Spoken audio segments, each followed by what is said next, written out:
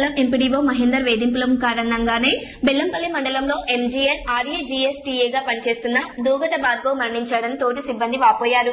అగ్రకులానికి చెందిన ఎంపీడీఓ మహేందర్ ప్రతిరోజు కార్యాలయంలోని ఉద్యోగులను మరీ ముఖ్యంగా దళిత ఉద్యోగులను అందరినీ బెదిరించి అక్రమంగా డబ్బులు వసూలు చేస్తున్నాడని తెలిపారు.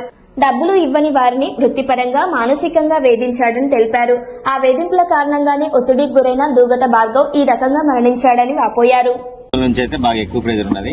దానికి పర్యవసానమే ఈ రోజు జరిగిన సిచ్యువేషన్ భార్గవ్ యొక్క మరణం. అయితే మమ్మల్ని ప్రతిరోజు ఈయన బయటికి పోయి ఫీల్డ్ తిరిగి వచ్చి ప్రతిరోజు ఒక మెమో ఇచ్చి మమ్మల్ని బ్లాక్ మెయిల్ చేస్తాడు డబ్బులు ఇమ్మని చెప్పేసి.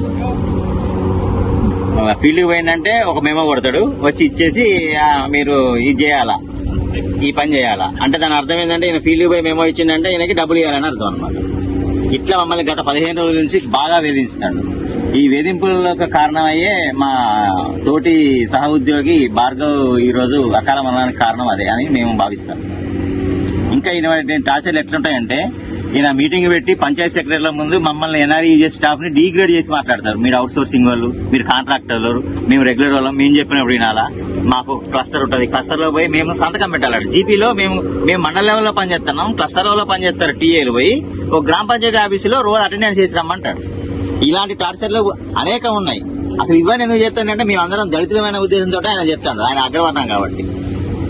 మరి దీని మీద ఎన్నిసార్లు ఏం చెప్పినా గానీ అది ఎట్లా అన్నది కూడా మాకు కూడా బాగుపడలేదు. ఈ ప్రెజర్ లాంటిది తట్టుకోగానే భార్గవ్ మా తోటి సహ ఉద్యోగి ఈ రోజు అకాల మరణం చెందడం జరిగింది.